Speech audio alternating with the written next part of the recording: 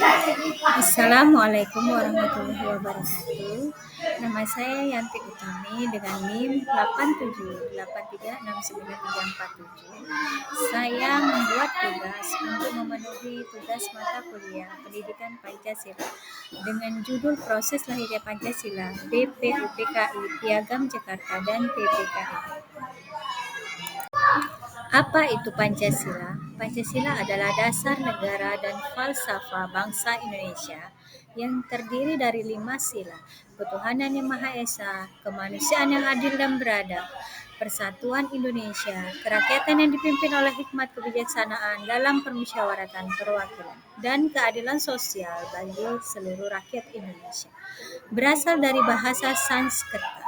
Panca berarti 5 dan sila berarti prinsip atau dasar. Pancasila berfungsi sebagai pedoman moral, pandangan hidup, serta landasan dalam berbangsa dan bernegara.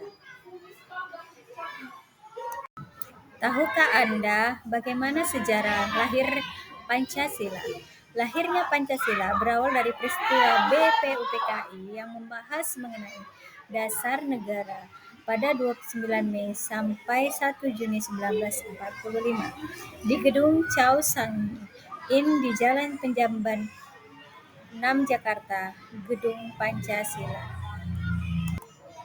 Pada tanggal 1 Juni, Bung Karno menyampaikan pidato tentang gagasan dasar negara Indonesia pada sidang BPUPKI yang kemudian pidato tersebut mendapat sebutan lahirnya Pancasila.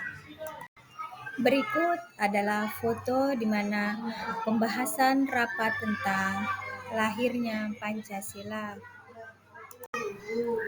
Kronologi singkat, 1 Juni 1945, Insinyur Soekarno menyampaikan pidato berjudul Lahirnya Pancasila di hadapan BPUPKI yang memaparkan gagasan tentang 5 prinsip dasar negara Indonesia. Konsep yang diajukan Soekarno saat itu sedikit berbeda dengan ada yang sekarang. Pembentukan Panitia 9. Untuk menyempurnakan rumusan Pancasila dibentuk Panitia 9 yang beranggotakan Soekarno, Muhammad Hatta, dan lainnya.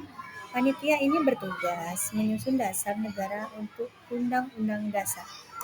18 Agustus 1945, Pancasila secara resmi disahkan bersama dengan Undang-Undang Dasar 1945 dalam bentuk Persiapan Kemerdekaan Indonesia atau PPKI. Pada saat ini, rumusan Pancasila sebagai dasar negara Indonesia yang sah. Berikut adalah foto di mana pembentukan Panitia 9.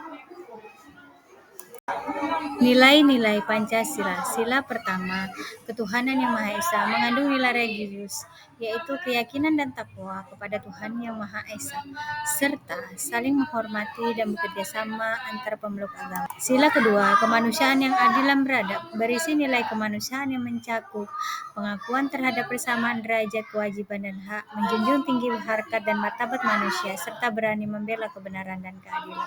Sila ketiga, Persatuan Indonesia, mengandung nilai persatuan bangsa yang berarti mengutamakan kepentingan bangsa dan negara atas kepentingan pribadi atau golongan, serta cinta tanah air dan rela berkorban untuk bangsa.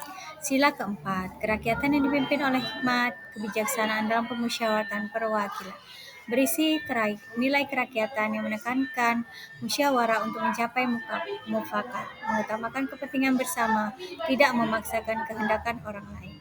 Sila kelima, keadilan sosial bagi seluruh rakyat Indonesia, berisikan nilai keadilan yang bertujuan untuk saling menolong satu sama lain. Berikut ini 4 tokoh utama lahirnya Pancasila. Soekarno mengemukakan 5 prinsip dasar negara yang dinamakan Pancasila. Muhammad Hatta, ia masuk ke anggota perumusan dasar Pancasila sebagai anggota BPUPKI.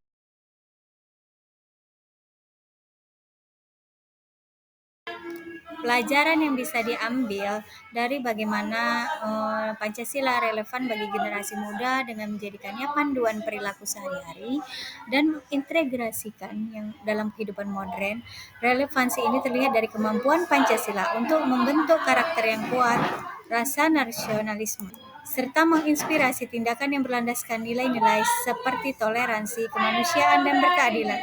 Meskipun saat ini masih ada tantangan dalam Pancasila yang belum merata. Cara paling tepat menerapkan nilai-nilai Pancasila pada generasi muda adalah melakukan pendekatan pendidikan yang relevan, penerapan praktis dalam kehidupan sehari-hari, dan penguatan melalui budaya dan teknologi digital.